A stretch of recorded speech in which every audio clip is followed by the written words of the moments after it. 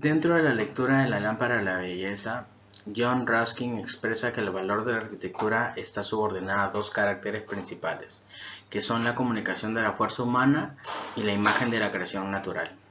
El autor da a entender cómo es que la percepción de la belleza se puede llevar a la arquitectura, cómo es que se transmite la materialidad y cómo es que se deben evitar los errores para alcanzar la belleza. Es aquí donde la arquitectura toma punto de partida una semejanza con las formas naturales o la misma naturaleza, teniendo como conclusión que hay algunas formas que han sido creadas para ser apreciadas por el hombre y otras que no tienen este propósito. Por ejemplo, las estrellas de la columna eran el símbolo griego de la corteza del árbol, usadas en el Partenón de Atenas. Otro ejemplo sería la decoración heráldica, que no se debe considerar solo como un ornamento, sino como un sello, algo que exprese un sentido. Este tipo de decoración se entiende y están permitidos en los edificios en cuanto a lo que se quiera decorar, sean puertas o vidrios de algún edificio. Se entiendan claramente, pero si se repiten constantemente, arruinan el edificio, además de no mostrar un sentido claro. Por otro lado, el abuso de las guirnaldas y los festones de flores, como decoración arquitectural, son antiestéticas tanto por la falta de naturalidad en su colocación como en sus formas. Sin un género de ornamentación que no aportan belleza, no gustan por sí mismos, no enriquecen la arquitectura y pierden valor individual en sí mismo. Se deben escoger para su ornamentación sitios donde la naturaleza lo hubiera escogido. Un ejemplo de esto es el capitel corintio, donde se pueden apreciar sus hojas de acanto, los cuales no nacen de una sola raíz, no son imitaciones simples de hojas naturales, sino que están colocadas en una disposición natural, lo que las hace bellas. Bueno, ahora el autor nos va a hablar sobre los ornamentos arquitectónicos. Él los define como las imitaciones de las formas naturales que se extienden en la vida, se representan en clases y órdenes elevados. A su vez, nos da a entender que hay diferentes tipos de nobleza, así como diferentes niveles de esta.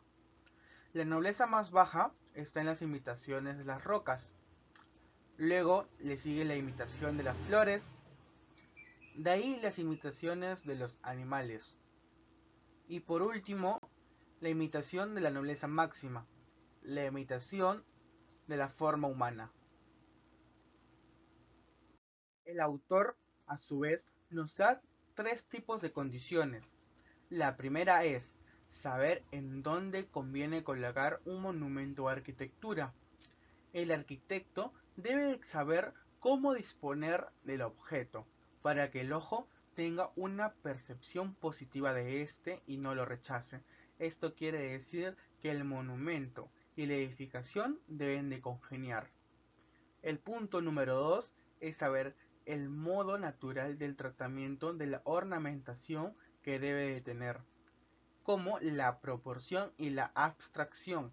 La proporción sucede cuando una parte de la composición es más grande que el resto, y la abstracción a su vez es que todo arte en su origen es abstracto. Esto quiere decir que solamente podemos tener una porción de lo que queremos representar, no su totalidad. El punto número 3 es sobre el correcto uso del color. Aquí también hay tres puntos diferentes. El primero es, no se debe decorar como conjunto. El segundo, el color debe ser diferente de la forma. Y el último es que hay que tener cuidado con los contornos curvos.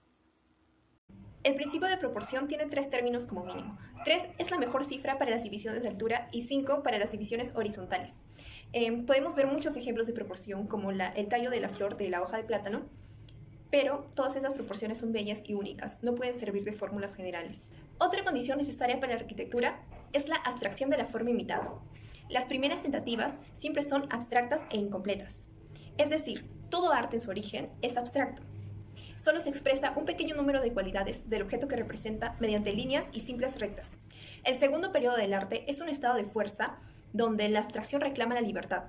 La escultura perfecta puede formar parte de la arquitectura más severa. Sin embargo, esta perfección es un peligro. El arquitecto puede perderse al querer crear una escultura perfecta, perderá de vista el papel de su ornamento, va a sacrificar luces y sombra y finalmente la arquitectura se convertirá en el marco de la escultura. Ella puede dejarse sin color y dejar que sea el espectador quien se lo dé. Sin embargo, el color debe ser una realidad.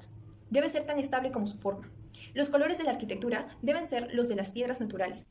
Así como sacamos las formas de la naturaleza, volvemos a ella para aprender el manejo del color. Nuestro edificio es una cosa separada a la naturaleza. Es por ello que debe ser coloreado como la naturaleza colorea una cosa distinta, no como ella colorea algo en conjunto. El gran principio del color arquitectural es que este sea independiente a la forma.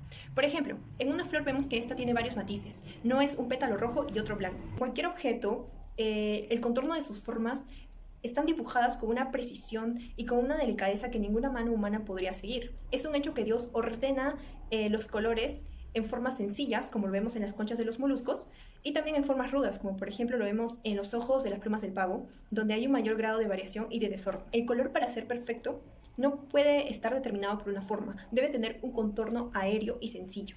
Si nuestro color arquitectural quiere ser bello como su forma, nos limitaremos a las siguientes condiciones: simples masas de color, nubes y llamas, o manchas de formas y dimensiones variadas. Las relaciones del sistema de decorado arquitectural se pueden formular así: la forma orgánica dominante, la forma orgánica semidominante, la forma orgánica reducida al contorno y desaparición total de las formas orgánicas.